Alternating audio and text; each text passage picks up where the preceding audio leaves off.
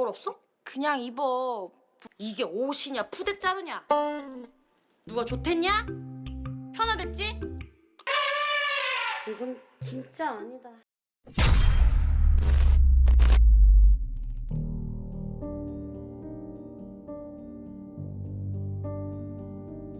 Film diawali dengan memperlihatkan seorang gadis berpostur tubuh gemuk yang sedang berbaring di atas ranjangnya. Gadis ini bernama Yeon yang dikenal sebagai wanita pemalu dan selalu menghabiskan waktunya di dalam kamar. Yeon sendiri suka melakukan siaran langsung di blog pribadinya yang bernama Sexy Diva Blog. Dia selalu menyapa para penontonnya kemudian menyanyi dan menari sendiri. Setiap melakukan siarannya, Yeon selalu mendapatkan pujian dari para penontonnya. Namun meskipun begitu, Yeon tidak pernah menunjukkan wajahnya secara langsung karena dia merasa takut jika orang-orang akan mengejeknya dan membuat popularitasnya menurun. Yeon hanya memajang sebuah poster bule di depan webcamnya, sehingga hal itu membuat para penonton penasaran dengan wajah sang seksi diva. 시작해볼까?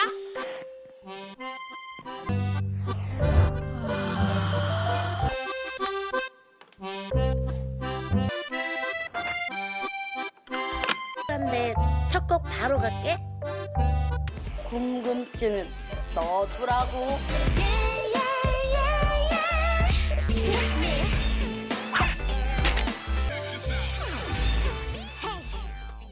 Sementara itu, seorang gadis cantik terlihat turun dari dalam mobil dan langsung mendapatkan banyak sambutan dari para fansnya. Gadis itu bernama Sia. Dia adalah adik perempuan dari Yeon yang sangat berbeda layaknya bumi dan langit. Sia sendiri adalah salah satu anggota dari girl band Miracle Girl, dan dia merupakan anggota yang paling populer di antara member grup lainnya karena memang dia memiliki wajah yang cantik dan ahli dalam menari. Namun meskipun begitu, Sia tidak memiliki keahlian dalam bernyanyi. Rupanya, kepopuleran yang Sia dapatkan telah menyebabkan dirinya menjadi sombong, sehingga hal itu membuat member grup lainnya tidak menyukainya.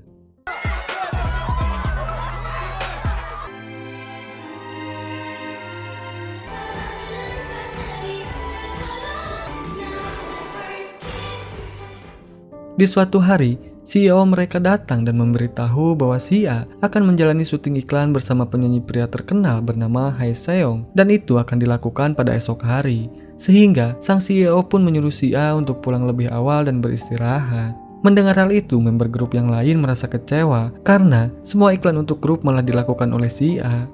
Namun CEO menjelaskan bahwa ini adalah permintaan dari pengiklan yang meminta agar iklannya dilakukan oleh Sia.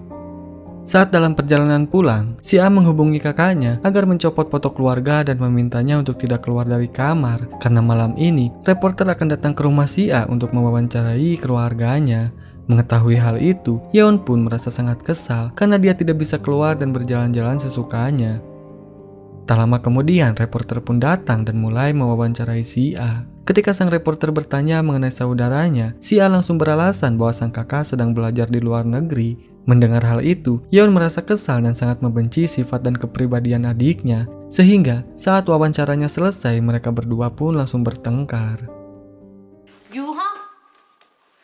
언니? 사람들이 눈에 불을 켜고 달려들 텐데. 쌍둥이라고 그래봐. 건시아 쌍둥이는 왜 거짓말해? 앞으로도 계속 언니라고 불러. 들었어? 대충 둘러댔어. 지는 슈퍼뚱땡이면서 카메라 앞에 서면 착한 척 이쁜 척 창피한 거잖아 내가. 그럼 자랑스러워야 돼? 귀신해.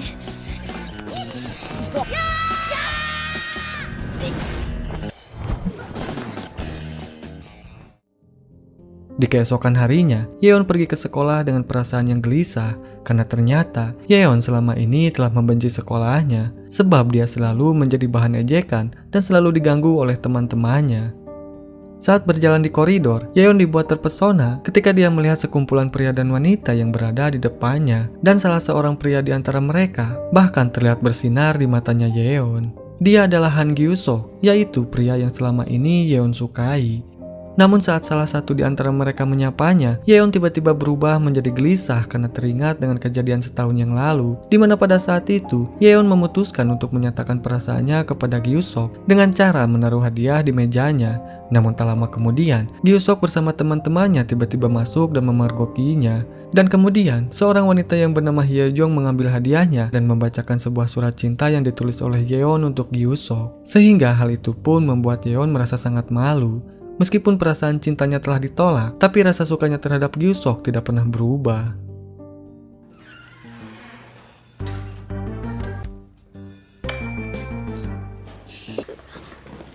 그거 뭐냐? 제발 할수 있어. 안 돼, 제발. 확인해보면 되지. 안 돼. 놔. 그때부터 난 너만 좋아했어. 사실 교서가 널 좋아해. 앞으로도 난 평생 너만 좋아하게 될 거야. 아, 그것도 몰랐네.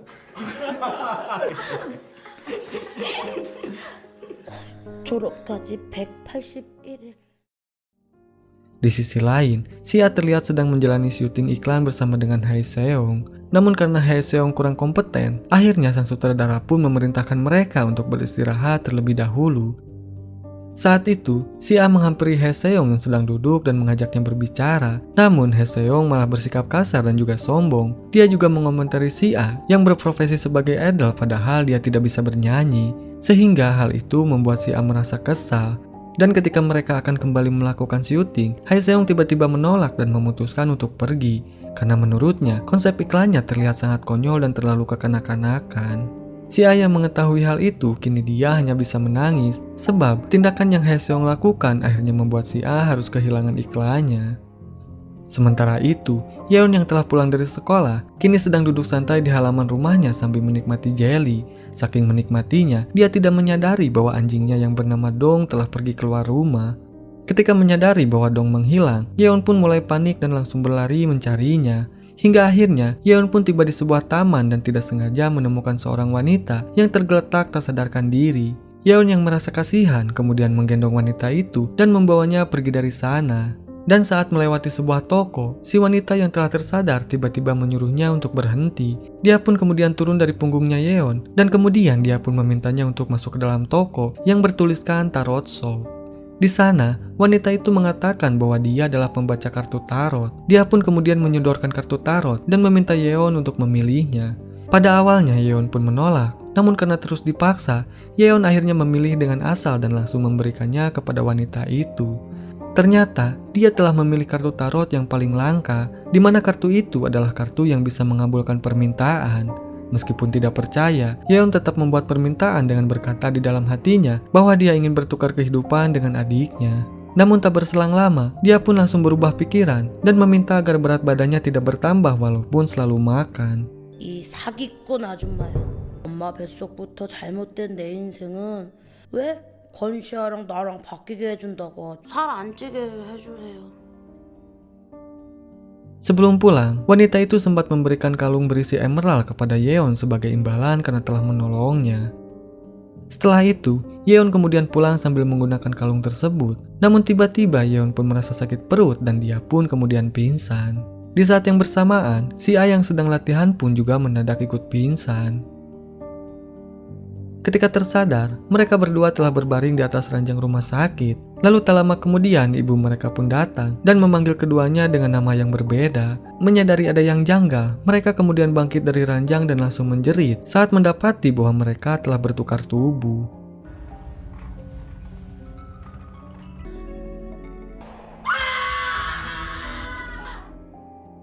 Namun tiba-tiba, Yeon teringat pada kalung pemberian dari pembaca tarot dan dia pun tersadar bahwa semua itu terjadi setelah dia membuat permintaan padanya. Sehingga Yeon pun segera mengajak adiknya untuk pergi ke toko tarot tersebut. Namun sesampainya di sana, mereka malah mendapati bahwa wanita itu sedang liburan dan dia akan kembali dalam waktu sebulan. Sambil duduk di bangku taman, si A pun menegaskan bahwa mereka harus bisa menjalani kehidupan dengan peran yang berbeda selama 1 bulan. Dan untuk itu, mereka pun saling memberitahu hal apa saja yang boleh dan tidak boleh dilakukan dalam kehidupan sehari-hari mereka. Di mana Yeon harus bersikap kasar kepada semua orang. Dia pun harus makan lebih sedikit dan berlatih menari dengan grup Miracle Girl. Sedangkan si A hanya harus diam dan bersikap baik kepada semua orang. Sepulang dari rumah sakit, mereka pun mulai menjalani kehidupan dengan peran yang berbeda. Mereka pun saling bertukar barang-barang yang diperlukan dan kemudian pergi ke tempat yang berbeda. 거울 없어? 그냥 입어. 이게 옷이냐 푸대자루냐? 누가 좋댔냐? 편하댔지? 이건 진짜 아니다. 입어. 아동복 아니야? 아 입기나 해.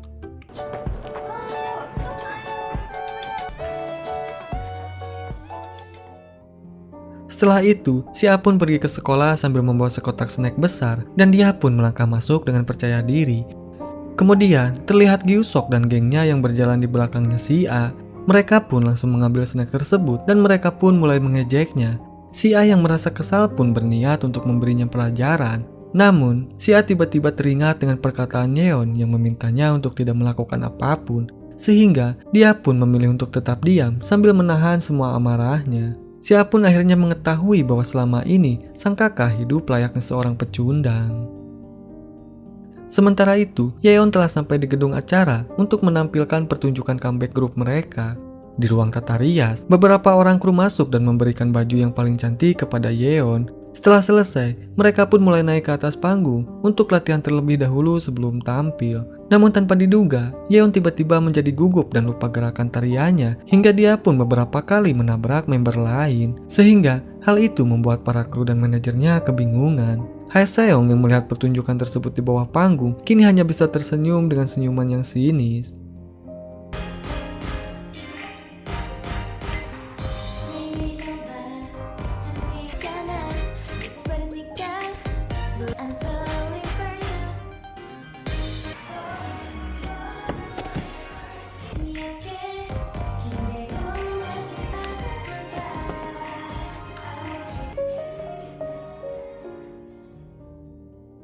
Selesai latihan, Yeon langsung dihadang oleh member lain yang menyuruhnya untuk pergi jika hanya ingin menghalangi grup mereka. Mendengar hal itu, Yeon pun langsung meminta maaf. Namun, mereka malah meminta Yeon untuk tidak berakting. Sampai akhirnya manajer pun datang dan melerai mereka sambil berkata bahwa mereka bisa melakukannya dengan baik saat siaran langsung. Yeon pun kemudian pergi ke kamar mandi dan menangis di sana. Sambil menggenggam kalung miliknya, Yeon pun lalu meminta agar kali ini dirinya bisa tampil dengan baik.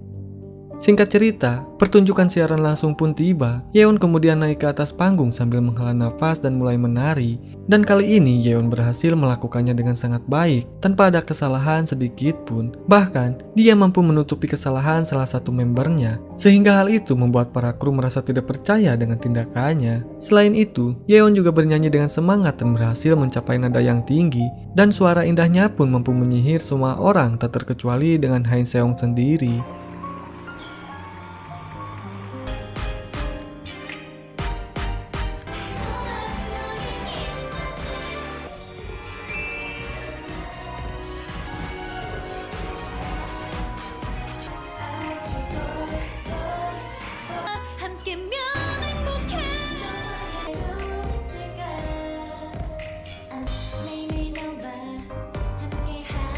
내가 해냈어. 내가 해냈다고. Setelah pertunjukan selesai, Yeon yang hendak turun dari panggung tidak sengaja terpleset hingga membuat dirinya jatuh ke pelukan Han-seong. Dan di momen itulah mereka berdua saling bertatapan. Dan tak lama kemudian seorang kru pun datang dan menyuruh Han-seong untuk naik ke atas panggung. Dengan segera, Han-seong pun kemudian naik ke atas panggung dan mulai bernyanyi. Sementara itu di bawah panggung, Yeon menyaksikan penampilan Han-seong yang seketika membuatnya terpesona. Saat pulang ke rumah, Yeon langsung dimarahi oleh si A karena telah bernyanyi dengan sangat bagus. Sebab, jika suatu saat nanti tubuh mereka telah kembali, maka orang-orang akan mengharapkan si A untuk melakukan hal yang sama. Padahal semua orang tahu bahwa si A tidak pandai bernyanyi. Mendengar hal itu, Yeon pun meminta maaf dan berjanji bahwa lain kali dia akan bernyanyi dengan sangat jelek. Tak lama kemudian, Yeon mendapatkan pesan dari Han-seong yang mengajaknya untuk berduet bersama. Si A yang teringat dengan penghinaan Han-seong tempo hari, lalu meminta Yeon untuk menerima ajakannya karena dia ingin memberi Han-seong sebuah pelajaran. Kemudian saat di sekolah ketika jam istirahat, si A tetap berada di kelas karena tidak ada orang yang mengajaknya keluar. Untuk menghilangkan rasa sepinya, dia pun kemudian membuka loker Yeon dan menemukan buku diary di dalamnya.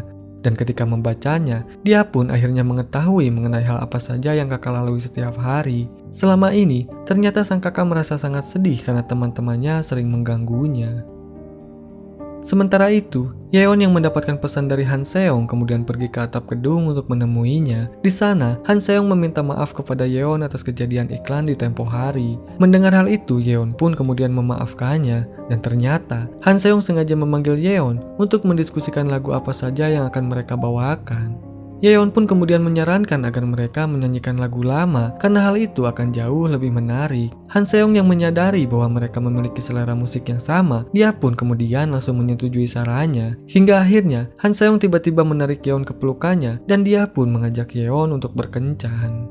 Sepulang sekolah, si A yang merasa kesal dengan tindakan Gyu Seok dan gengnya kemudian mulai menghina mereka dengan sebutan kumpulan orang-orang jelek.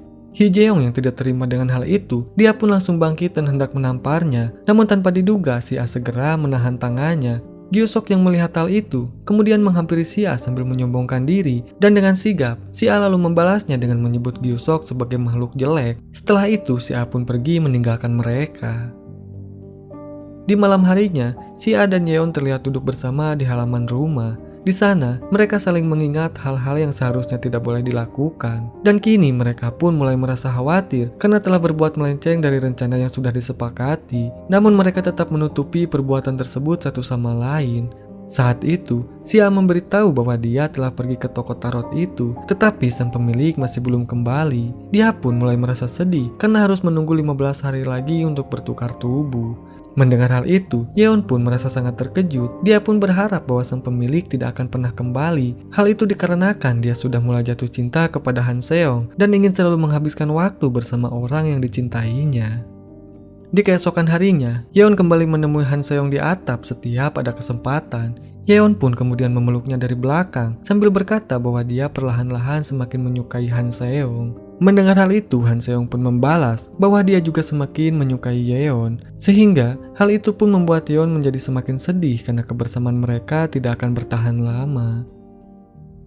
Sementara itu di sekolah, si A pun terlihat kembali membaca buku diary milik Yeon. Dalam diary itu, Yeon pun menceritakan pengalamannya saat mengikuti audisi. Dia bahkan sempat dinyatakan lolos karena bakat menyanyinya yang sangat bagus. Namun, pihak agensi tidak ingin menerimanya saat mengetahui bahwa fisik Yeon yang jauh berbeda dari kata standar. Sehingga hal itu membuat si A tersadar betapa tidak adilnya dunia bagi orang-orang yang berpenampilan jelek. Lalu tak lama kemudian, lagu Miracle Girl tiba-tiba diputar oleh Hee Jae-yong. Dia bahkan menarikan lagu tersebut bersama dengan anggotanya. Melihat hal itu, si A pun langsung menertawakan mereka, sehingga hal itu membuat Hee Jae-yong marah dan menantang si A untuk menari. Si A yang merasa diremehkan, kemudian bangkit dan mulai menari dengan sangat baik. Gyu Seok yang awalnya menatap dengan biasa, tiba-tiba dibuat menjadi sangat terkesima.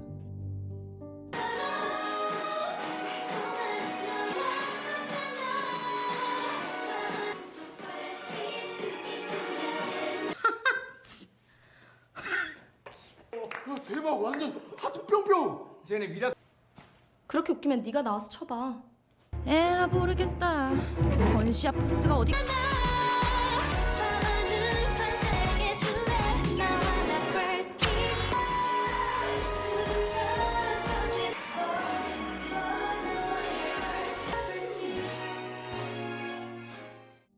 Di keesokan harinya, Yeon yang sedang menemani Han Seong membuat lagu, kini dia pun terlihat menguap karena dia sudah mengantuk. Melihat hal itu, Han Seong pun menyuruh Yeon untuk bermain internet di komputernya agar rasa kantuknya hilang. Dan akhirnya Yeon pun kemudian membuka komputernya dan melihat bahwa Han Seong selalu mengunjungi situs seksi diva blog. Yeon yang mengetahui bahwa Han Seong menyukai blog tersebut, kini dia pun merasa sangat senang karena Yeon sedikit memiliki harapan jika mungkin saja Han Seong akan menyukainya meskipun dia telah kembali ke tubuh aslinya. Di saat yang bersamaan, si A yang sedang menggunakan komputer milik Yeon tidak sengaja membuka blog pribadinya dan kemudian dia pun melakukan siaran langsung. Ketika itu, komentar dari penggemar mulai berdatangan dan mengejek penampilannya. Melihat hal itu, si A pun menjadi sangat panik dan berusaha menutupnya. Namun karena dia tidak bisa, dia pun akhirnya lari meninggalkan komputer. Di malam harinya, Yeon yang baru pulang kemudian melihat berbagai komentar jahat dari para penggemarnya. Dia pun kemudian menjadi sangat sedih dan menangis di kamarnya. Sambil menutup diri dengan selimut, Yeon menggenggam kalungnya dan berharap bahwa kejadian itu adalah mimpi. Di keesokan harinya, Yeon dibuat terkejut saat mengetahui bahwa berita mengenai siaran langsungnya tiba-tiba menghilang. Dan bahkan, Sia juga tidak mengingat siaran langsung yang dia kemarin lakukan.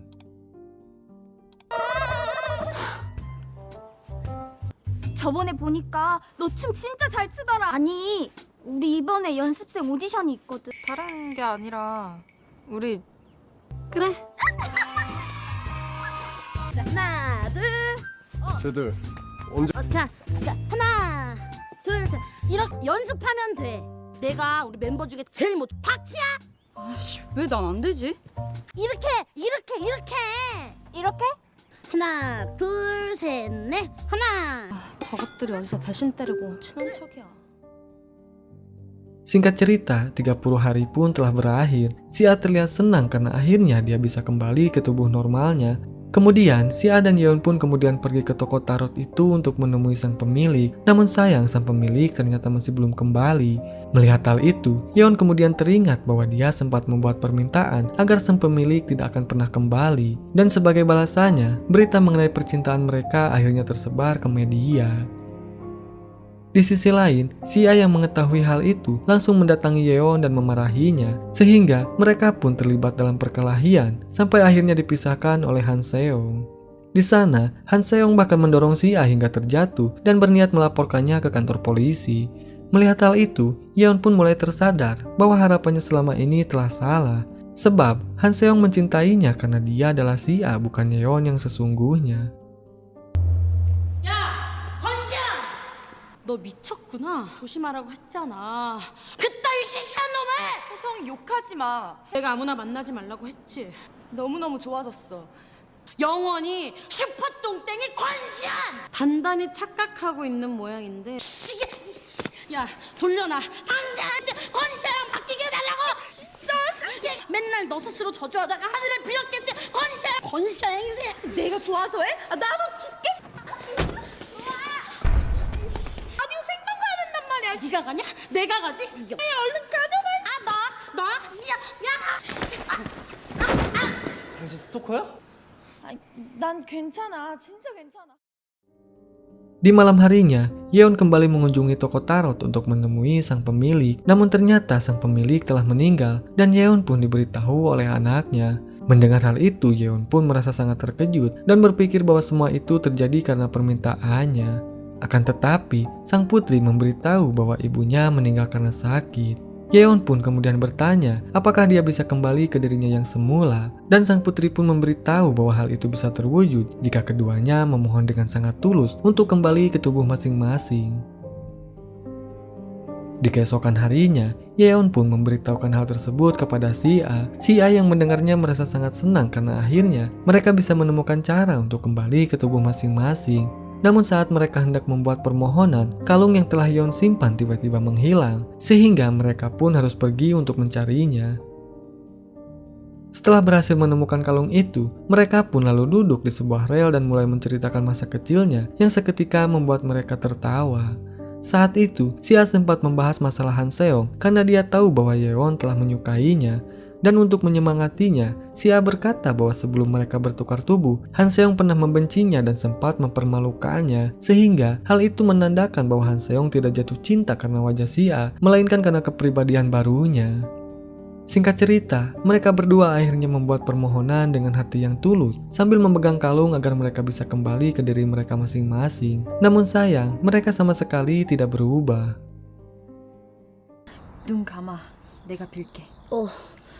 이제 자고 일어나면 바뀌어. 누군가 다쳐야 한다면 그건 권시현과 권시아의 영혼이